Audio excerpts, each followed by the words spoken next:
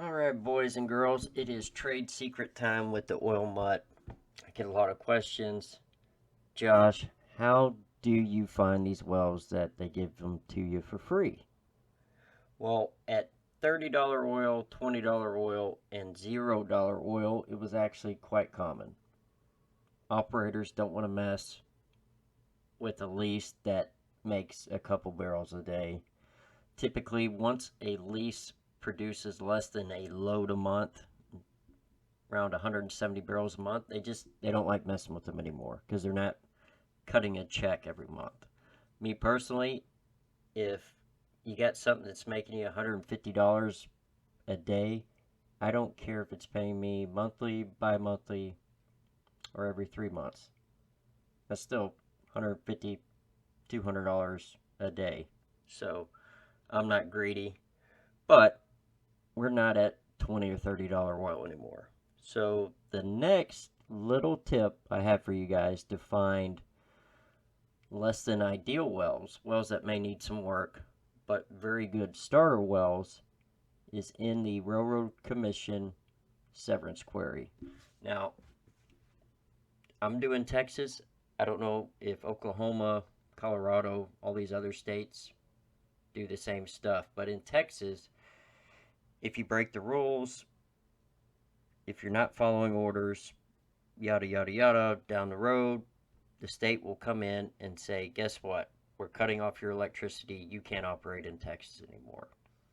Now, when this happens, the operators are kind of in a pickle because the Railroad Commission has said, hey, you can't sell no more oil in our state. So, before orphan status, they have what's called a severance status, and that is where the state has severed their services. The operators can't produce oil anymore legally. Now, if they break the law, that's one thing. But the severance portion of this process of the state seizing and putting stuff in orphan status is a great opportunity if you're willing to put the work into wells. Disclaimer, you need to know what you're looking at. Feel free to email me. My email is below, theoilmutt@gmail.com. You got to know what you're looking at, first of all. You've got to know how to use the Railroad Commission site, which I'm going to show you how to pull up the severance.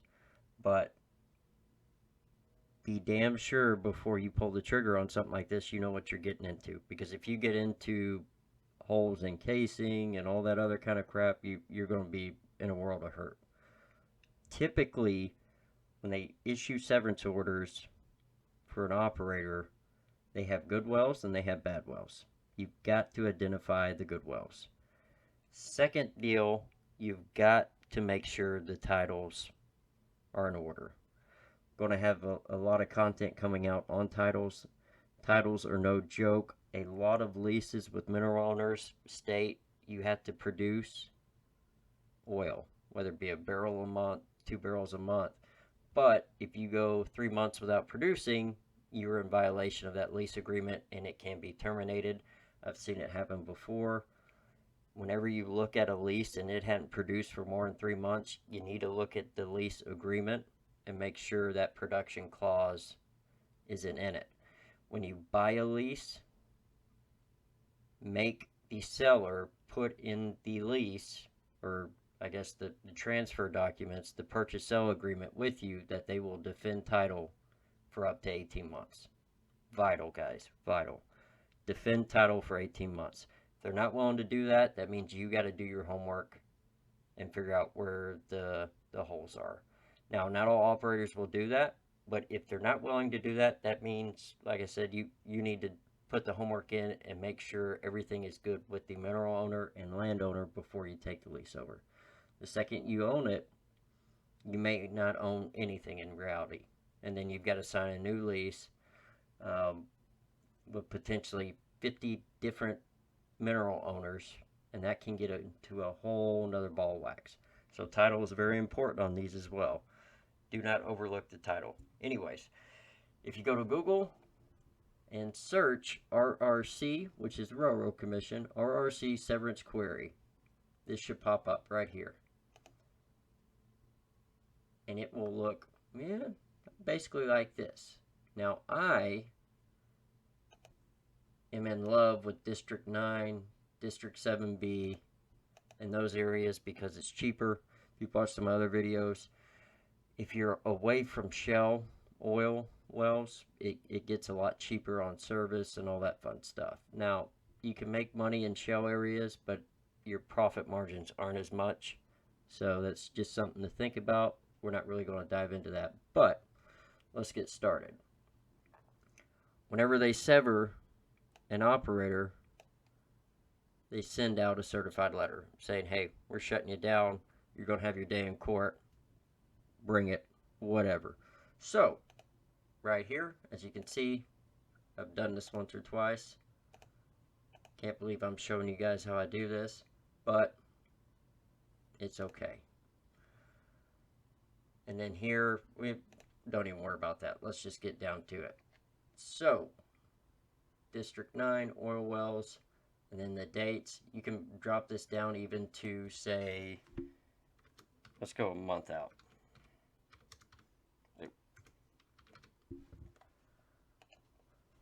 And submit. And here you go. These are all operators who have received this order. So here's the operators. Here's the field name. Here's the field number. On schedule is important. On schedule means it's still on the schedule. It's on the roster. So if you take it over, you don't have to file to get it put back on the roster. This isn't really important unless it says it's not on the. If it says no, then you may have some work to do on that. But, so, let's check it out. Like, here's a saltwater disposal. I don't want to mess with that. I want something shallow. Now, the county regulars typically are more shallow wells. This is in Wichita Falls area. So, let's check this out. So, I'm going to take this, copy it. Now you can go here, but it doesn't have the GIS. I like the GIS because you can pull up a bunch of stuff. So Google Texas RRC GIS, and you'll get this page when you click on it.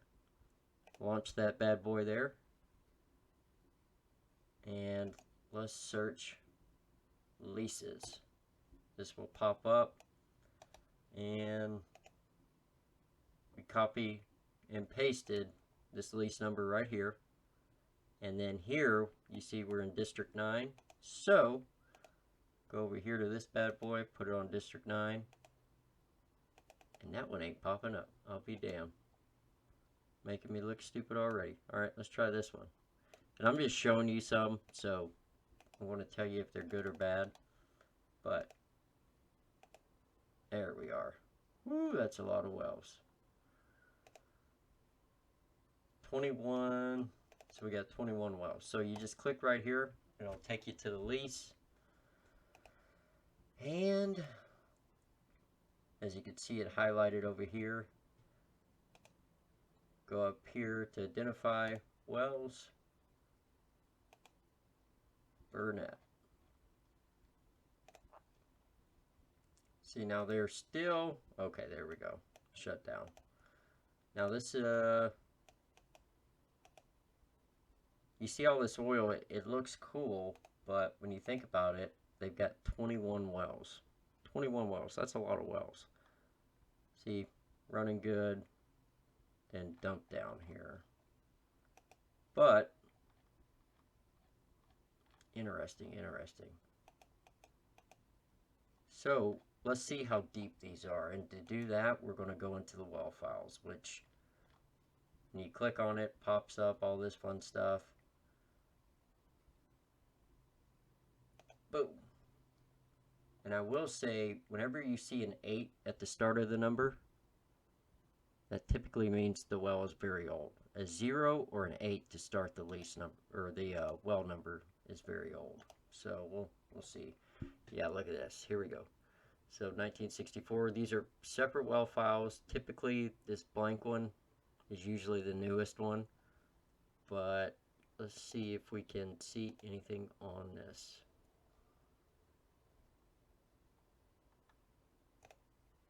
And read that. Also, on these, like on big well files, is that 26 barrels a day? I can't tell. Alright, anyways, next page. Total depth, 2,000 feet. Top of pade, 1940 to 1960. So, about 2,000 foot wells. So, these are wells I like. Fairly shallow. 2 7/8 tubing here. This is the old style of initial potential test. There's basically 3 styles. You have this one, then you have the second version, which, see if I can find one in here. I doubt I'm going to be able to find one in here. Let me go back over here. Go to the newer one. So there's 3 here. You got that one, then you have this style, which is a 2-page because it has the second page right here. And then the newest one is actually in the new query system on the Railroad Commission where you search that. I'll show that in another video. But 16 barrels. I can't even read that. That's a shame. I tell you, it's a shame when you can't read them. But just to give you an idea. Now, I will say I'm not a fan of 21 wells and 2 or 3 barrels a day. The potential is there that you could have better, but you never know. Also, if you've seen my other video on the due diligence, if you wanted to look more at this lease, you would also need to check why the state is shutting them down. Go to the oil inspection lookup.